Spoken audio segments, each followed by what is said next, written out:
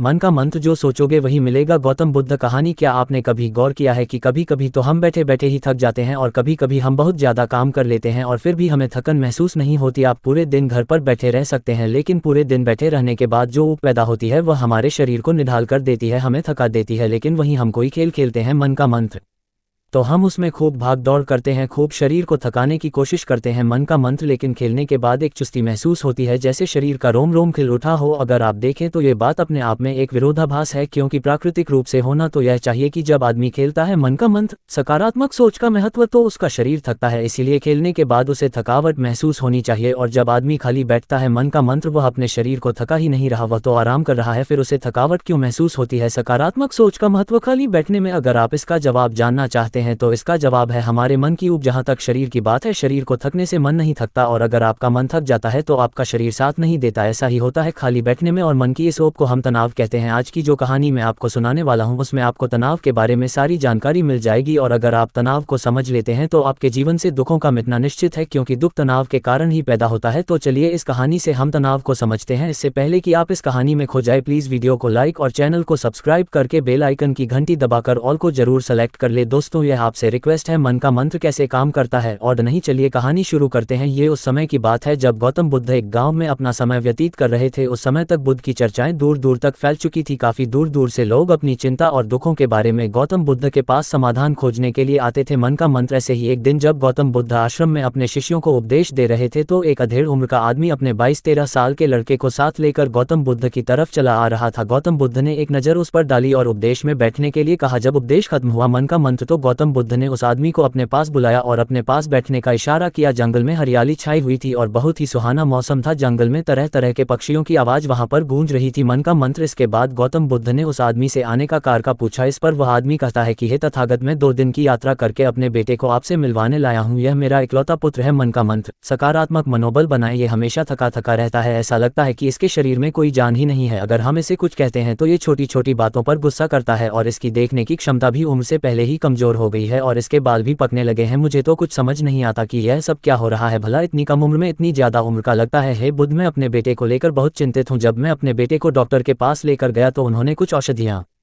औषधियाँ देकर कहा कि अपने बेटे को तनाव कम लेने दिया करो। वह अपने दिमाग में बहुत तनाव लेता है और इसी वजह से उसकी ऐसी हालत हो रखी है। लेकिन उनके लाख बताने पर भी मुझे तनाव का मतलब समझ में नहीं आया। मुझे पता ही नहीं कि तनाव होता क्या है और उसे कैसे उसके दिमाग से निकाला जाए। उसके लिए पहले तो मुझे ये समझना होगा कि तनाव होता क्या है, और इसीलिए बुद्ध, मैं आपके पास आया हूँ। कृपया करके मन का मंत्र, नियमित ध्यान और आध्यात्मिकता मेरी समस्या का समाधान कर दीजिए। ये सुनकर गौतम बुद्ध उस लड़के को बड़ी गौर से देखते हैं, उसकी आंखों में देखते हैं, उसके चेहरे पर देखते हैं और फिर उसके हाथ की नब्ज भी देखते हैं। ये सारी विधियां करने के बाद गौतम बुद्ध उस आदमी से कहते हैं, मन का मंत्र की तनाव लेना तो कोई नहीं चाहता, लेकिन फिर भी तनाव लोगों को दीमक की तरह पकड़ लेता है और इंसान को ये पता ही नहीं चलता कि वह तनाव में जी रहा है। लेकिन अगर वही इंसान तनाव को समझ लेता है, तनाव के बारे में कोई ऐसा पैमाना बना लेता है कि उसे पता चल सके कि वह कितना तनाव में है, तो वह समस्या का समाधान भी खोज सकता है। मुख्य रूप से तनाव के 8 कारण होते हैं। इसके बाद गौतम बुद्ध कहते हैं कि सबसे पहले तो हमें समझना ये होगा कि तनाव होता क्या है। जब कोई इंसान कोई काम कर रहा होता है और उसका मन कहीं दूर भटक रहा होता है, काल्पनिक में होता है, तो उससे शरीर और मन के बीच में दूरी पैदा हो जाती है। मन का मंत्र। और जितनी दूरी शरीर और मन के बीच में होगी, हम उतने ही निद्रा की अवस्था में होंगे, और इसी दूरी को, इसी खिंचाव को तनाव कहा जाता है। कोई आदमी खेलने के बाद फुर्ती महसूस क्यों करता है, हालांकि उसने अपने शरीर को थका है, लेकिन समझने की बात तो ये होती है कि खेलते वक्त मन और शरीर पूरा उस खेल पर केंद्रित होता है, जिससे शरीर और मन में दूरी पैदा नहीं होती और इसीलिए कोई तनाव पैदा नहीं होता। मन का मंत्र। मानसिक शक्ति का महत्व। मन का मंत्र बल्कि हमारा तनाव दूर हो जाता है, और वही जब हम कोई बेमन का काम करते हैं, मन का मंत्र जिसमें हमारा मन लगता ही नहीं, तो हम शारीरिक रूप से वह काम तो करते हैं लेकिन हमारा मन कहीं दूर काल्पनिक में भटक रहा होता है। इससे शरीर और मन में एक दूरी पैदा हो गई और तनाव ने जन्म ले लिया। इसीलिए इंसान को एक बार में एक ही काम करने चाहिए और इस पर अपना तन और मन केंद्रित रखना चाहिए, जिससे आपके भीतर कोई तनाव पैदा ही ना हो। तनाव के कुछ मुख्य कारण भी होते हैं। इसके बाद गौतम बुद्ध कहते हैं कि अगर हम इन कारणों को जान लेते हैं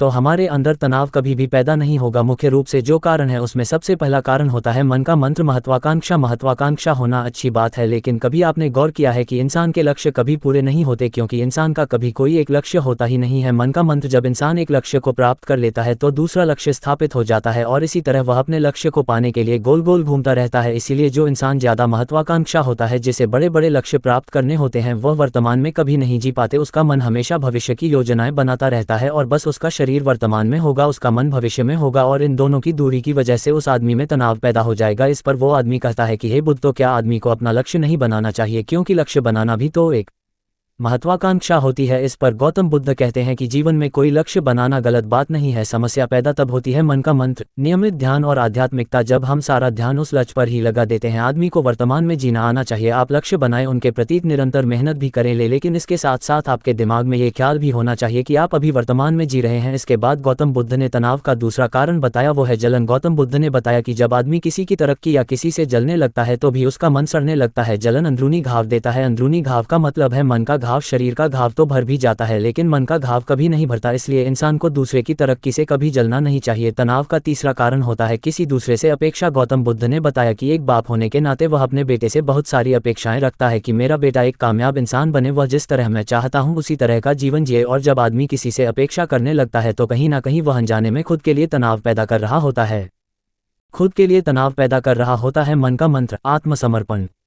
जरा सोचिए कि वही बेटा अगर अपने बाप के हिसाब से नहीं चलेगा, वह नहीं बन पाएगा जो उसका बाप चाहता है, तो फिर उसके पिता के मन को तनाव पकड़ लेगा। इसलिए किसी से भी अपेक्षा नहीं करनी चाहिए, ना ही दूसरे से और ना ही खुद से। इसके बाद तनाव का अगला मुख्य कारण बताते हुए गौतम बुद्ध ने कहा कि मन का काम करने से भी तनाव पैदा होता है। जिस काम में हमारा मन नहीं लगता, जिसमें हमारी रुचि नहीं होती, तो उस काम में हम अपना मन नहीं लगा पाएंगे। हमारा मन कल्पनाओं की उड़ान भरेगा और हमारा शरीर वहीं बैठा रहेगा। इसीलिए दोनों में दूरी पैदा होने की वजह से ये भी तनाव का कारण बन जाता है। इसीलिए आदमी को सिर्फ रुचि के हिसाब से ही काम करने चाहिए। इसके बाद गौतम ने कहा कि शारीरिक दुख भी तनाव का कारण होता है। जब आदमी को कोई शारीरिक कष्ट होता है तो आदमी का मन इस बीमारी के बारे में सोचता रहता है, जिससे उसके मन में दुख के विचार बनते हैं और वहीं पर तनाव पैदा हो जाता है। ये सुनकर उस आदमी ने कहा कि हे बुद्ध, शारीरिक दुख तो किसी को भी आ सकता है, तो क्या वह आदमी हमेशा तनाव में ही जिएगा? इसका जवाब देते हुए गौतम बुद्ध कहते हैं कि यह बात ख्याल करने की होती है कि हमारा जीवन दुखों का आगार है। जैसे जैसे हमारी उम्र बढ़ती है वैसे वैसे बीमारियां आती हैं, दुख आते हैं और एक दिन मौत भी आ जाती है। तो बीमारियां जीवन का अभिन्न हिस्सा है। किसी को वह समय से पहले आती है तो किसी को बाद में आती है। और जब इंसान का मन इसके बारे में समझने लगेगा तो अपनी बीमारी के बारे में सोचकर ज्यादा तनाव नहीं लेगा, क्योंकि वह जीवन का एक अभिन्न हिस्सा है। और इसके लिए आदमी को शारीरिक रूप से भी अभ्यास करते रहना चाहिए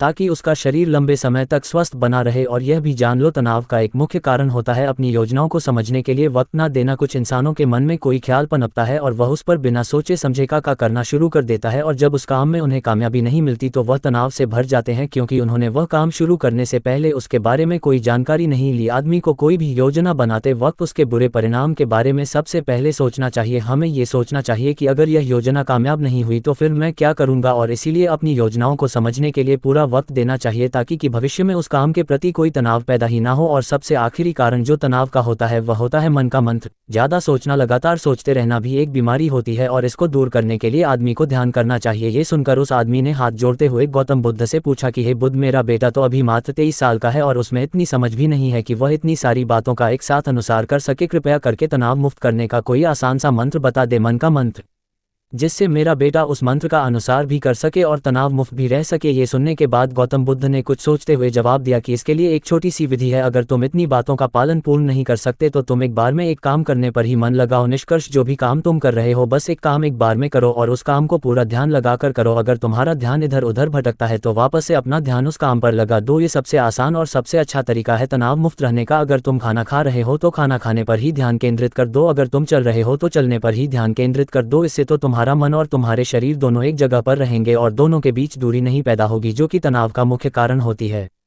सूचना सिर्फ मान्यताओं और जानकारियों पर आधारित है। यहाँ ये बताना जरूरी है कि यह मेरा वीडियो किसी भी तरह की मान्यता, जानकारी की पुष्टि नहीं करता है।